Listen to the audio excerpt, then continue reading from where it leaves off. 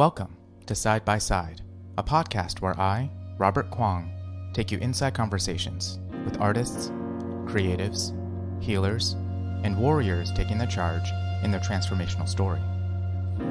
Today's guest is theater, film, and television writer Stacey Rose. Throughout her career, Stacey has been awarded with honors such as the Mcknight Fellowship, the Sundance Theatre Lab Fellowship, the Playwrights Center Many Voices Fellowship, and the Dramatist Guild Fellowship. In this conversation, we discuss the ongoing WGA writer's strike, the differences between writing for the stage versus film and TV, as well as Stacey's journey with sobriety, spirituality, and the exploration of Black identity. So now that we've caught up a little bit, you've mentioned a little bit before, but I'm really curious now, what are some of the major things you've had to navigate in the year 2023? Oh, well, one of the big ones is being in the first being in the first relationship I've been in since I was divorced. I divorced in 2006 and we fall in love. And neither of us knows what to do with that. Mm-hmm. Coupled with the fact that, heard the strike was coming for months. Yeah. Strike to come and strike. And I did not prepare. As one does when they come up poor and they don't have a great relationship with money. I'm left in a position where I may have to go and do respiratory therapy again, which is something I never thought I'd have to do again. Because I thought my career was set. I'm on the show. I'm sure I'll get another show after this.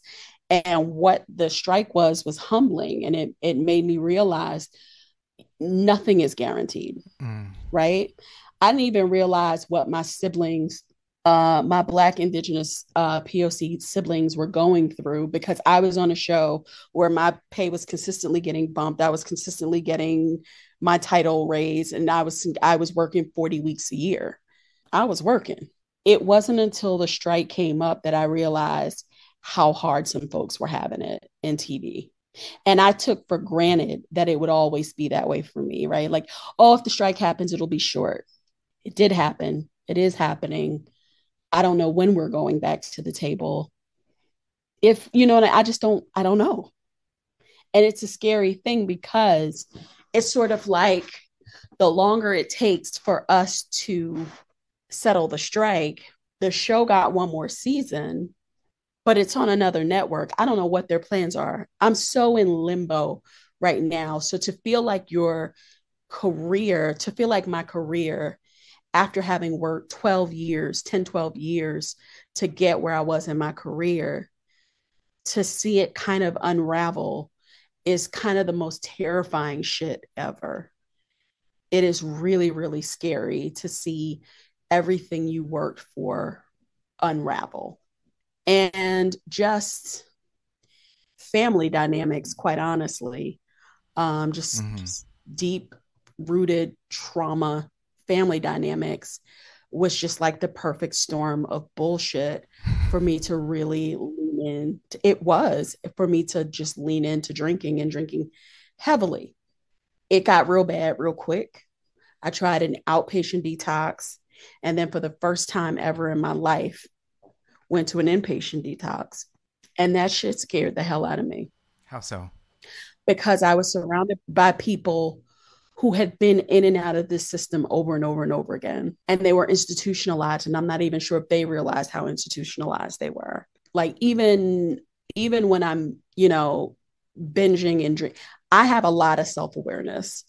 And I really sat up in this detox and I was like, I don't want to do this over and over and over and over again, because I will if I keep it up. And so I have 11 days today and a really renewed passion for recovery. And I'm really sorting out my relationship with my career right now. Yeah. I'm sorting out, because I started, that's the other thing too, is the organization I started here. It is so engaged, and people, want to give the organization money and they want to do this, but I don't have any organizational infrastructure. So it's like trying to tape a Band-Aid on a dam. We want to receive this money, but I don't even have people in the right roles in place to ensure and track that that money's being spent correctly as it should be and being handed out. So I'm dealing with the like literal stress of having to, at the time, run a new play festival that whole week, right before I went to detox. So I literally have 3 artists coming from out of town. The day I'm going to detox, I have to figure out other housing for artists. Mm-hmm. I'm ready for some peace, and I'm ready for some renewed whenever we come back from the strike. Like literally 2 hours before the strike, I booked a fantasy job. And so it's like, it was the first job that I literally just like the run around your house screaming job. Couldn't take it. Don't have a contract on it yet. Right. 2 hours before the strike. Boy, timing, yeah. You know, as a musician, timing sure is something, isn't it? So, yeah. Number one. Number two, since you brought up the strike, I was going to ask you about this, but truly, you've talked about some of the ways you're navigating it, but is there anything that you can think of that the general public can be aware of or do to support writers right now? Maybe not, but I wanted to ask anyway. Probably not, because not watching things only like lessens how much residuals we're getting. So like not watching Netflix or anything like that, I would highly recommend for those who feel like, I don't get all of this, blah, blah, blah. Watch the first episode of Black Mirror season 6. Oh, yeah. When I tell you, he hit it on the head. He hit it on the head. And it's where a layperson can understand how this affects everyone, how the threat of AI affects everyone, how, like, you know what I mean? So it's just sort of like, if you know writers, it just depends, right? Because it, like folks in academia, like I'm about to teach a workshop, support writers when you see writers doing workshops, if you can. Gift up someone you love that you know wants to write that workshop or what have you. Whenever you see metrics, share that. Social media is kind of the main way that lay folks can help. Find out who's writing your favorite shows. Write networks. That's a good one. Inundate them. Like, hey, I know these writers are on this show. This is what this show means to me. All of that, right? Yeah, that's and unless you're like in proximity where you actually, like if you're in LA or New York, take food to the picket. Lay people can picket as well. Like you don't have to be a writer to picket. Come picket, you know? So lots of things that lay folks and adjacent folks, like those folks who are pre-WGA and kind of hanging out in the wings waiting for their shot. I know a lot of those folks are a lot of this actually the steam behind this strike, and I am hoping that they're making really great connections on the picket lines and able to get work after this, because I've seen a lot of pre-WGA people working their asses off for the strike. So yeah, gosh, there's so much, you know, when you talk about like, if your writer friends check in with them a little bit. And I often forget that screenwriters and writers in entertainment and Hollywood, we're kind of like exotic animals sometimes. People are like, what do you do over there? Like, it's all very mysterious in some ways, unless you're and I try to take when I'm in a public platform, because I went live like a little bit after the strike happened and I was answering questions, and it was just a lot of things people didn't know about how writers' rooms work, about how any of it, like they just don't understand. And I think that there is a mystique. And the unions. And I think there's a mystique that needs to end around it, right? Because it's like, who is that benefiting? Who is that benefiting? The mystique. It's not benefiting anyone. It's not benefiting the writers at this point, because if people understood better how these things work and how important what we're doing is there's just, I feel like we're at the front lines of the next wave of the labor movement. And I think there are going to be some real consequences for labor across the board with however this shakes out. Yeah. You know what I mean? I think people are going to have to take a good long look at what work means, who deserves to work, who deserves to be paid, what they deserve to be paid. And this goes back to even further when I was a respiratory therapist full time. Mm. Also, I will preface this where I was raised by a mom who was a union delegate, IBEW, in Cranford, New Jersey at New Jersey Bell. So I grew up in a union home. Yeah. I grew up in a union home. So I've always understood what the power of the worker was and what that meant and all of that. When I was a respiratory therapist, there was like small whisperings of unionizing in healthcare here that were squashed immediately. And what I noticed early in my career is that people were working their ass off to have 1 week vacation a year. Mm-hmm. And as long as they had a house, a car, 2.5 kids, spouse, a dog, that they were happy. Like they had all the trappings, right? And I'm a soul, I've just been a restless soul my whole life. And I grew like, I could not see being satisfied with any of that. Like, just, you know what I mean? Just a life where I've been a seeker since as long as I can remember. And I just have never, I've always looked at that as that's like a trap. And to some degree I got caught in it thinking I was going to be okay and I'm going to just coast off into TV heaven, but it's really like a trap, and what you make and what you earn and the life you have is so not up to you in the format that they want work to take. In capitalism, it's so much is not up to you, and somebody has to be under someone else's foot at all times. And so watching these my fellow healthcare workers at the time work, I've done it. I've worked an 80-hour week so I could go on a 1 week vacation and was exhausted and slept through the first probably 2 days. Yeah. So it's just sort of like we as just as a whole have to start thinking about quality of life. We have to start thinking about artists as workers and not just replaceable. And that's one thing I with my organization I talk about a lot is that an artist is worker. No one does anything with our organization without being paid for their time. Nothing. Like if you come and do a talk for an hour, you're going to get a decent stipend for that. Right. You're going to be able to go out and get a good meal Mm-hmm. with what we give you as a stipend. We're not going to have you in a room rehearsing for 29 hours and pay you $25 a day. We're not going to do like we don't, you know what I mean? Even if that means we can do less, I would rather do less and pay a decent wage to the actors and writers and all that I do engage than to try to create some massive thing. The future of labor and what it's going to mean and what unions are going to mean, and it's not just us. I think the Teamsters are striking. Yeah. Like it's here.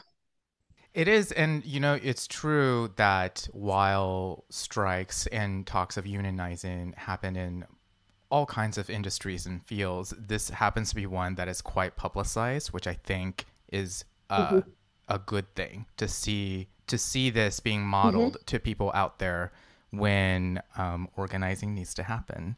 And similarly, looking at your body of work, and I want to read a sentence from your bio. Your work celebrates and explores Blackness, Black identity, body politics, and the dilemma of life as the other. I was going to ask you a general question about the other and your relationship to that meaning, because I have that too. But to be honest, what you just described, the whole life experience, I was like, oh yeah, you just described the lived experience of someone who's othered. Yeah. And on many layers. And the thing is, it just depends on how far out that goes, right? It's like the little Russian doll. You just keep opening her up and opening her up. And some people have many, many, many, many, many layers of other. Any trans person or non-binary person is going to have a more othered life than I have, especially if they're POC, especially, you know what I mean? Especially.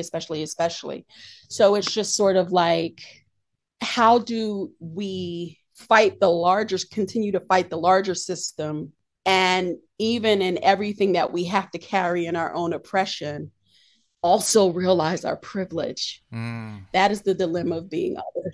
Boy, you just touched on something that I've struggled to describe, is to acknowledge both the adversity, the oppression, and the privilege in other areas, and we live such complex lives that it can be hard sometimes to sort of like acknowledge both and hold both in tension, because that's sort of part of the challenge of modern day living in many ways.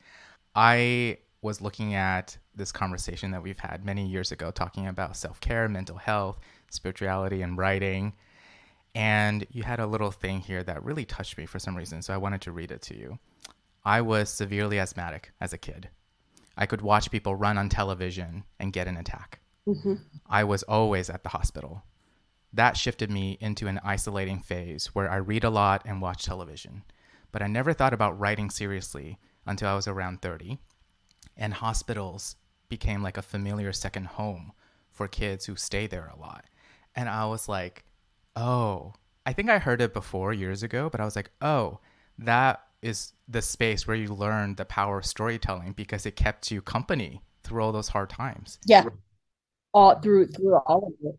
Yeah. And I had that exact same experience. It's like when I was in the closet watching a silly Will and Grace episode and just being able to laugh, got through some of the hardest times. And I saw that in you. So do you know how much I think about these shows when I was at home sick or in the hospital sick, and my grandmother would come sit with me.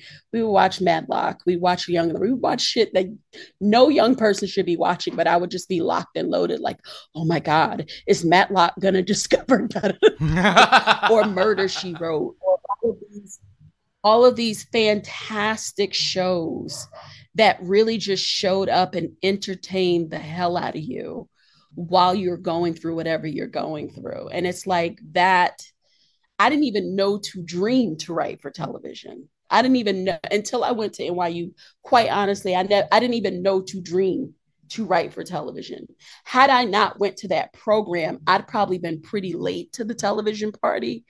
But when I got there, and as I continued to take classes, I was like, oh shit. I was like, no, I really, really like writing for television. And it makes sense that I would, right? Because it was my bestie growing up. Mork and Mindy, Happy Days, like those were all like peak Robin Williams, peak, you know what I mean? Like I got to come up then. Three's Company, like Jack Ritter, like what? Yeah. John Ritter, I mean Jack's his son, but John Ritter? Yeah. Oh my God. Rest in peace. Yeah. Like I feel like television was such a retreat, and I can fall into these old stations that play the shows and just be home again. Yeah, it captured the power of arts and humanities, especially in a way that you talk about in modern day capitalist society, that people often trivialize something. I was like, no, we need arts and humanities, or we're going to collectively lose our marbles, because we have exemplified that in many ways in the past several years. So I've never met a healthcare worker or someone who's worked in healthcare field without it having influenced their view on life in some way. So I'm curious about your time and your experience working in healthcare as a respiratory therapist, and if that informed story. Oh, hugely. It exposed me to so many different kinds. You see people at their best and worst when they're sick, or when they're caring for someone who's sick. And you see some of the funniest shit ever, even in the most dire moments. And you see some of the simple, just most lovely, saddest things, or the sweetest things. Like a short anecdote I could tell you is I can remember when I was working the emergency room in this hospital, and this lesbian couple came in, and she was so sick, and her partner just kept never mind, she was still snotting and barfing. She just kept trying to clean her face. And I was like, that's love. That's love. And I feel like I was meant to see, because I don't even think I saw that person as a patient. And so getting moments of humanity like that, the way we care for each other or don't care for each other. Mm-hmm. I watched a man lie in bed and die for a week, and his wife wouldn't come, and he called for her every single day. He called for her every single day. And on the, like, I promise you, could not make this up. 10 minutes after he died, she showed up. Oh boy. She showed up screaming and hollering in the hallway. And I had literally just turned his ventilator off. Like, they had called me upstairs to turn his ventilator off. Her pastor caught me coming out the door. And he looks at me, he goes, "He ain't gone, is he?" And I just had to leave. What else was I gonna do? Oh my gosh. But yeah, you get to see, and it goes into my, it definitely goes into my characters. It goes into the way I look at life and death and living. My lived experience as a fat Black woman in healthcare is a whole other, again, marginalized within marginalized within marginalized, right? And so it's just sort of like being and working in the South, especially my early career was worked in the South, getting to know all of these different personalities and finding humanity when I really didn't want to because of who that person was being in that moment. But always going back to somebody had this child, wrapped them in a blanket, took them home, and poured their hopes and dreams into this child. Someone did that. And whenever somebody was giving me hell, that was the thought that I would have that would get me through whatever I was getting through. Is somebody loved this person, something happened to this person between the time he was born and now that has made him this person that is laying in this bed trying to kick me. Miraculously, it makes it just easier. Boy, that was so touching. I'm just coming off a stint where I was caregiver, spent time at the hospital with my partner, watching them go through major surgery. Yeah. And so some of what you're talking about, I feel, even without being in the field, I recently had these experiences that makes me remember the magnitude of what you're talking about. These people you might never see again showing up and having There's people, There's people, I mean, there was this woman who was fierce, like big glasses, short haircut, all of this, just fierce. She got breast cancer and she did not want chemo. But she was fierce. Right. She was fierce. And every time she would come in, she would be just a little bit sicker, but she was fierce. She would lay in that bed and read her paper and do her nail, whatever she was going to do. I admired her so much for just taking that control over her life. Like, yes, I know I've seen what chemo has done to people in my family. I'm not doing it. This is what I'm doing. And so she gradually just, went on oxygen, whatever. And I never saw her again. So I don't know how her story ended or if it's ended. Right. But I remember her because she made a choice. And she made a choice that some people were frustrated with. And she made a choice that some people like me, I was like humbled by that. I was like, wow, I don't know if I can make that decision for so many reasons. But she was like, nobody has to live my life but me. And this is how I'm going to live it. I'm going to be comfortable. I'm not going to have chemo exhausting me. I'm not going to have radiation burning me. I'm just going to go gradually. Right. And treat the symptoms and keep it moving. And that's just so powerful. And and the sheer amount of people I've just seen leave this earth for the amount of time I did for 22 years, right? Yeah. It's a lot. It's a lot. It's a lot to carry. And I can understand why, in hindsight, even the first time that I was in recovery, I understand why I was carrying. Like, I worked in a level 1 trauma center for 5 years. So I saw the best and worst of humanity. One human brain isn't necessarily, I don't know if our brain is made to carry that, right? On top of my own trauma. And so it's like, how do I navigate that, right? How do I not let that be an excuse for me to go out and get drunk? How do I not, like, because everything you watch, or that everybody has drinks and it fixes that's not how that happens. You have to process that shit. Mm-hmm. You have to process it. Yeah. And so that's what I'm like slowly but surely coming to realize, is that I had gotten out of processing my shit, and I had gotten back into stuffing it and not feeling it and holding on for dear life and isolating and all of those things. Because coming out of COVID, that's the other piece of the Oh, puzzle. that thing. It's coming out of, I never, oh, that, like, coming out of the isolation of the pandemic was something that I never did. I never came out of it. Like, I still deliver my groceries. I don't know how I'm going to go see Beyonce, quite honestly, because crowds still do me. They still do me.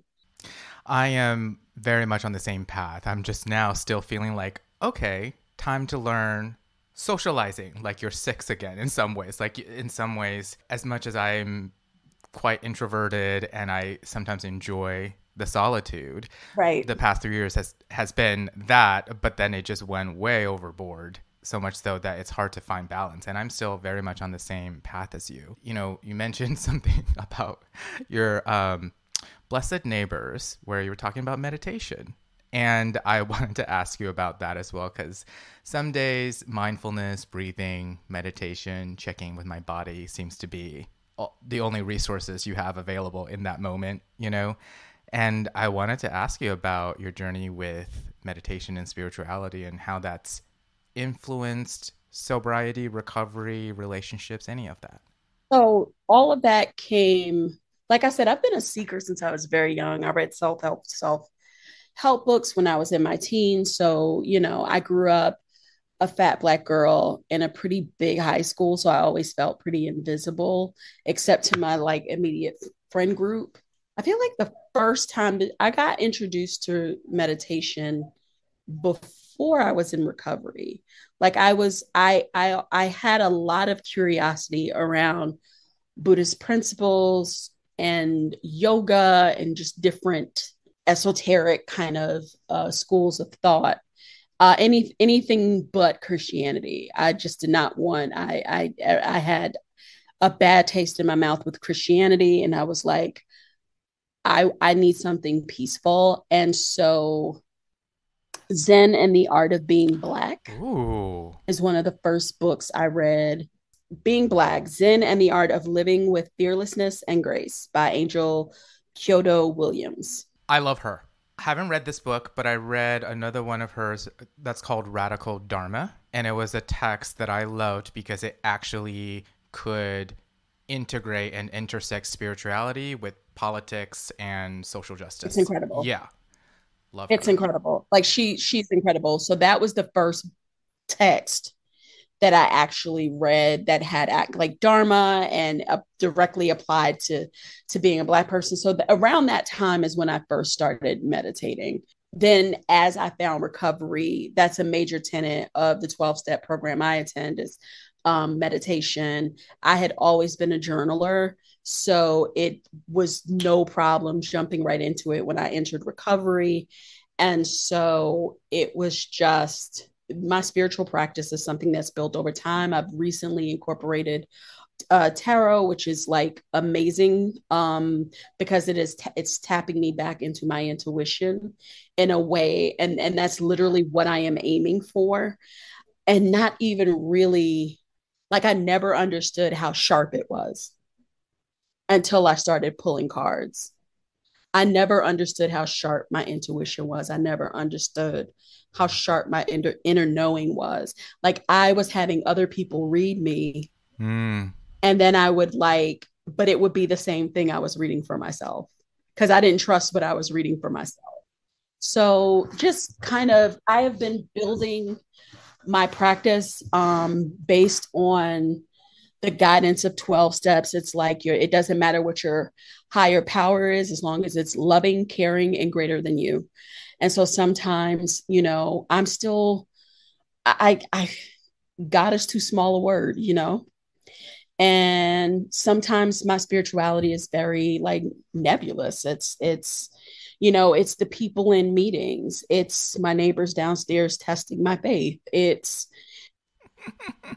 It's a million Um, different things. I might get this word wrong, but I also heard a black woman spiritual teacher talk about this. I think she called it syncretism or something, but it is the spiritual practice of making an amalgam of rituals, practices together to form your I own. hadn't heard of that. I need that. It's kind of like she kind of spoke about it specifically. I'll try to find the source. If I find it, I'll send it to you. But she's talking about it as a way to deconstruct some of your experiences through faith, which, Yeah, I never had to do, but that's an important journey for lots of people, I hear. it's an especially important journey. And there's this guy who I follow on TikTok, and of course I can't remember his name offhand, but he has been deconstructing his faith for a few years now. And when I tell you, he is doing such a loving and caring job of it. He doesn't feel the need to tear down Christianity, Right. to tear down his way of thinking.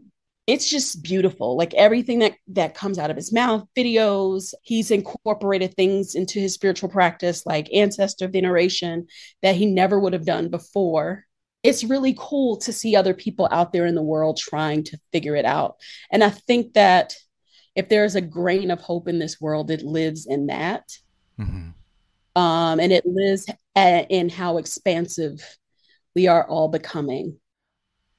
As someone who's been a fan of your work, truly, I think I saw Danger three times, like one reading, for the grad, and Uh, then the production in Brooklyn. yeah, So very quickly, because we didn't have time to dive into your individual pieces, I would love to kind of acknowledge them and for you to talk about some of your experiences in theater versus film and TV. And I feel like theater, my work for theater is what's mine right now, right?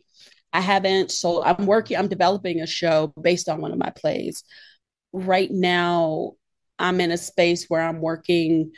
I don't want to say I'm a working stiff, but when you're working on a show that is a procedural 18 episodes a season, that thing runs like a freight train.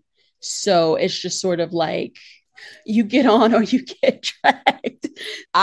What I try to do. I like the challenge it presents though, because what I have to do is try to write in the voice of the show and serve a vision bigger than mine, which I think is like something that's really good muscle work for yeah, later on creating. yeah. And so you're going to get everything. You're going to get to learn to be humble. You're going to get to learn to self-soothe because nobody's going to tell you you did an amazing job, very rarely. And it's not because they're mean or hateful. It's just that the train is moving and they don't have time to coddle. And I get that. Yep. You're going to do it wrong to learn how to do it right. All of those things are the things that I learned writing, especially for a show as big as 911, because it literally is almost like an action movie. So yeah, my work. So that's television. Yeah. But for theater, I recently during Hell Week, where I went to detox and got out in 3 days, that is a whole other podcast. After I got out, we did a reading of my show As Is Conversations with Big Black Women in Confined Spaces. Mm. And it's literally just this show that mostly takes place in a sauna with four Black women of size and their friends going through some drama around a wedding that's coming up. But when I tell you people respond to that play on so many levels and in ways I didn't expect, the reading of it, they were like, it's not, and I had a woman come up to me and like, it's not just fat women, skinny women go through it. I'm like, yes, we all go through it, but I think by and large, fat women go through it more. And she was like, yes, absolutely. But she was just like, this rang true for me, or I watched this relationship, this friendship kind of deteriorating. That rang true for me. This experience with being won over by someone who is charismatic but also unfaithful to their current partner, like that rang true. So I enjoy my work when I can be in space with it, with an audience or with other creatives, and really kind of make it and add the seasoning, as it were. So that's one thing I worked on recently. I have commissions that I won't mention that are way overdue. But I look forward to them. I'm sure they will be fabulous. they're actually, I owe them to New York theaters. So, but yeah, I think overall though, theater is the work that feels like it's mine right now. Yeah. And that's why it feels a little, I feel a little disconnected because I am not in New York. And when you're not in New York, it's you in terms of theater, you know what I mean? They make you feel like, oh, you might as well be dead if you're not in New York doing theater. It's true. It's true. It's a weird time to be a theater artist. Yeah. Especially just with the American theater being in the clusterfuck it's in. Yeah. But still, I want to do theater. And I believe in that part of me. And not to get to Broadway and not to get to off Broadway, but to get the connection that I get when I do theater, to get the connection that I get when I even support other playwrights, which has been the biggest joy since starting Queen City New Play Initiative. It's just been, we just did our first big commission, you know what I mean, where we paid playwrights. I've never paid a playwright $7,000 for a play. I just got to do that as an AD. You know what I mean? Like being able to do those things and really give that artist a chance to create and be messy and write in ways that they wouldn't typically write. Those are opportunities I want to create. So, you know, I hope as I'm feeding this out into the world, it comes back to me. Absolutely. I've been seeing and following your work with your organization and your theater work, having been a fan. It's just so vital.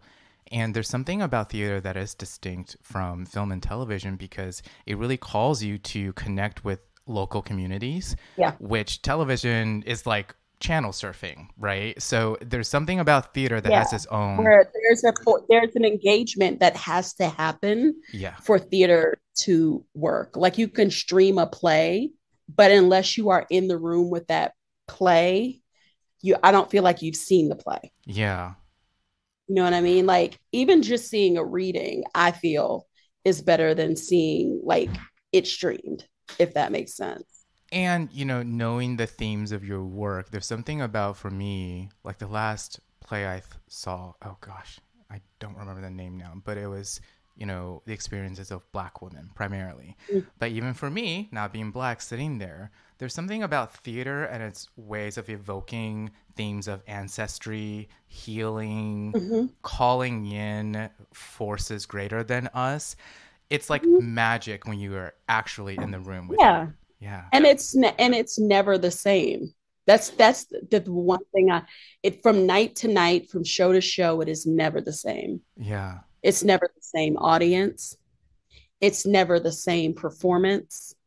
It's never the same. So if you see that one night that one actor hit that one note, that's never going to happen again. And I think that's amazing. Yeah. I think that there's something really pure about that. You know what I mean? Like, oh, were you there that night? Oh, well, no, but I was there this night when da-da-da-da happened. And that is why I love theater, is because of the friend, like even in you and the friends and community I found in theater, the connection of people who just want to be heard and seen and loved and have their story told. Yeah. That's why I love theater still, even though it pays bananas. You know, I have to capture this as a final quote from our conversation that I captured years ago. And it might be a perfect kind of capping off before we wrap up. It says, if you're a recovery baby, your addiction immediately shifts to something else. Mine was theater. So thank you, Stacey, for continuing on your journey. And thank you for making theater yours. As someone who still has to practice amplifying my own voice, you know? But you are. I'm so glad to see you doing the work you're doing. It seems fitting and like so deeply appropriate. No, really. We used to fall into conversations and it would just, of course you're doing this. You know what? That's fair. Oh, thank you so much for saying yes and for us being able to catch up, and I hope we can do it again and Absolutely. You know, and hopefully even in person sometime in the future. This is I am hoping